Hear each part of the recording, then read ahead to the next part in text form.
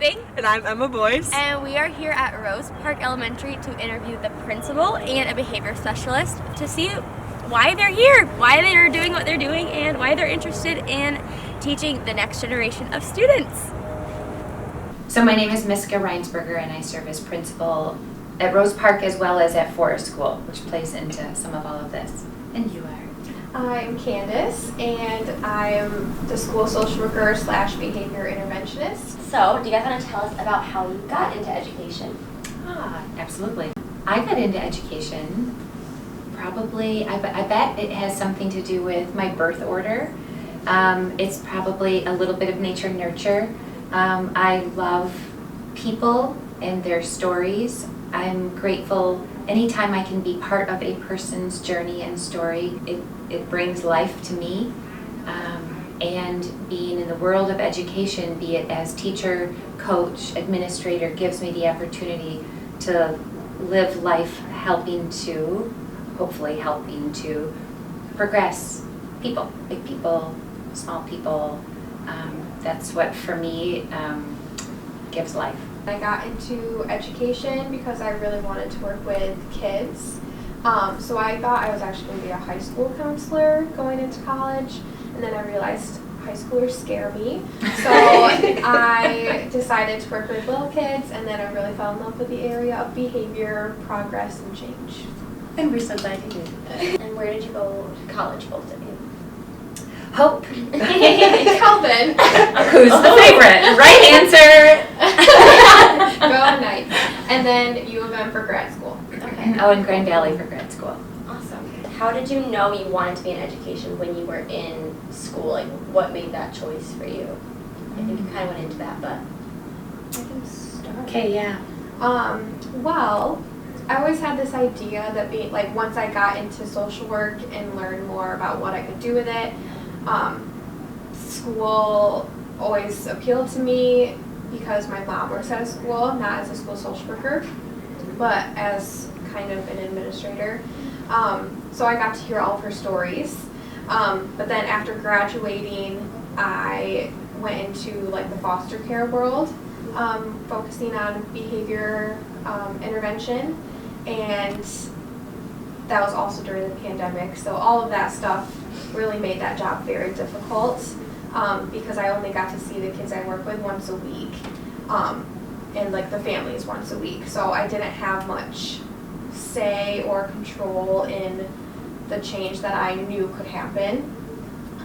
So then when this job became available, a bunch of people shared it with me because they knew that it was something I might be interested in.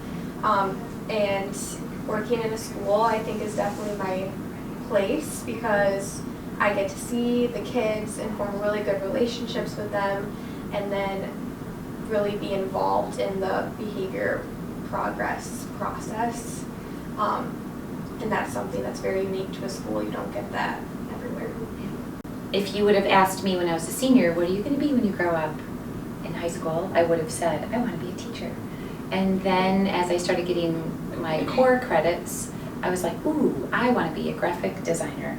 So I did that for a while, and there was just this inexplicable, this isn't my jam like I thought it was going to be my jam. And I took an ed class that put me in a classroom. It was a 4th grade classroom at Lakewood Elementary in West Ottawa. And it was, all the lights came on, and there we go. It is my jam after all. I ended up student teaching in West Ottawa, and I then was offered a job while I student taught, and deeply enjoyed the relationships with the students in my class, the staff, and I have felt very grateful that I've discerned God saying, working with kids in schools is where I'm calling you. So you kind of touched on that, working with kids and working in schools. What would you say is your favorite part of your job? The funny quotes from the kids. Yeah. The kids that I work with that have high behavior needs or just high social emotional needs, they're often some of the smartest students, and they just don't know what to do with their smartness, so their sense of humor is hilarious. Yeah. So that's Probably my favorite. They make me laugh every day. Mine might be whether it is staff or students. When I can see them, either I hear them or I see them say, I'm happy here and I like who I am. They feel like they belong. They know that we need them here and they're contributing who they are to all that this is, be it Rose Park, be it a classroom, be it Holland Christian, be it the City of Holland. When people feel valued and they feel like they belong and they're needed, that to me feels gratifying because there's a lot that goes into creating that feel for everybody. Just walk us through what a normal, like a typical day looks like for you both in the school. I don't have a typical day. I don't have a day that's replicated. So I guess I'm going first. Yep. I'm principal at Rose Park and Forest School. So for example, on Monday, I went back and forth 3 times. There was a parent meeting here to start the day on Monday, and then I went for a tour. Timothy Christian came to visit Forest School. Then I came back for recess duty, and then I had a teacher meeting, and then I went back to Forest School in the afternoon for a staff meeting with Forest School staff, and then I came back here just to address needs that were bubbling up, whether it be behavioral, trying to keep up with my email inbox. And then we had a pizza party with the Forest School inaugural class that's now in 4th grade with our kindergarten teacher.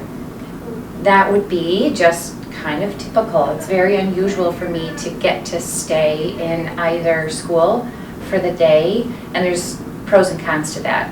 Pros are definitely, I'm not ever one single time bored.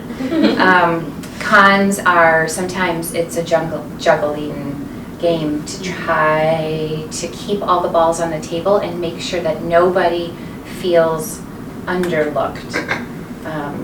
Because when a ball rolls off the table, it generally means somebody feels let down by what I haven't done for them. So luckily I'm in one building, but my day also looks completely different depending on the day and how the kids are doing. Behavior and their needs fluctuate a lot day to day. So usually in the morning I have some time to get like some emails and all the logistics part of my job out, like get behavior plans ready and make sure everyone has what they need. But then it could be starting off at 8:30, I'm like going to this kid that needs me, I de-escalate them, get them going on what they're doing in class, then going to another kid that ran out of the classroom, have to see what their little mishap was, get them regulated, get them back to class, and then like, oh, it's lunchtime, oh, I have to eat. And then just sometimes it's that all day, sometimes it's I have not been needed like all day. What is this? And then I say that out loud, and then it all blows up. We get very angry when she says, "Oh, it's the Q word." Yeah, Quiet. we don't say that. No. So it's very different, but it's mostly either trying to it's reacting to behaviors that have already happened and trying to like move on from them, or if I have time, stepping into classrooms and trying to prevent them from happening. She's exceptional at what she does. Okay. But on our topic of like disability, accessibility, what kind of connection do you have like with the school in that topic? Like what are your kind of just general thoughts? So I'm very, very grateful for a philosophy that I hope and believe that the team that serves here agrees on. That is, we are called to bring Christ through Christian education to families who desire to be here. So in that philosophy, it means, please, come on in. With all that you are, come on into our school community, and we want you to be here and to be a contributing member, that you grow our community, and in that we grow you as a member of the body of Christ, because as a Christian school, that's what we desire to be. And sometimes it's like a hand in a glove, and sometimes we need to change the shape of the glove in order to fit the needs of the student. We have a team that, you heard that Candace is relatively new. Some of the kids that are currently on her caseload, we didn't have the expertise, and we were trying to service them in a way that I feel we were ill-equipped to do. Candace's training, heart, and skill makes a massive difference for, I'll say, changing the shape of the glove in order to meet the needs of some of the students. We have a highly effective school counselor who works here part-time, who also is skilled and passionate about meeting the needs of students. So we have implemented a school-wide behavior program, and in that it services everybody in kind of the celebratory way where we're acknowledging you are behaving in a way that is what we expect, and we appreciate who you are and the way you're behaving, pouring into our community. And then there are kids who, that's hard for you to reach that bar without supports. So we have a team then of people. Right now we meet formally every other week, just talking about the whole student body. Who's doing well? What are some action steps? What are some tweaks that we may need to take? Who should we reach out to? And who do we, you know what? Things seem to be settling, and I think that they are ready to move into the top layer or big layer, tier 1. I don't want to put them on a certain spot. It is a joy to then watch students begin to flourish with structures that we try this, we try that, and that one worked well, let's keep that going. And then this team can make sure that that's implemented in subsequent years if this is what's been successful for a student. Now you can fill in the holes. Okay, so I'll add to the team. We also have an inclusion teacher that's part-time, so that's students, and currently we only have one, but hopefully it will grow in the future. Students that have cognitive impairments, that means that they won't be able to graduate with a diploma, but they can graduate with a certificate of completion. So she is wonderful and also making so much progress with them in the time that she is here. And then we also have a special ed teacher that focuses mostly on learning disabilities and just behind grade level work with kids, and she has a team of paras. So they do a lot of work as well in encouraging everyone to feel like they are successful and enjoy their time at school, even if it's harder for them. So it is really cool to see, I think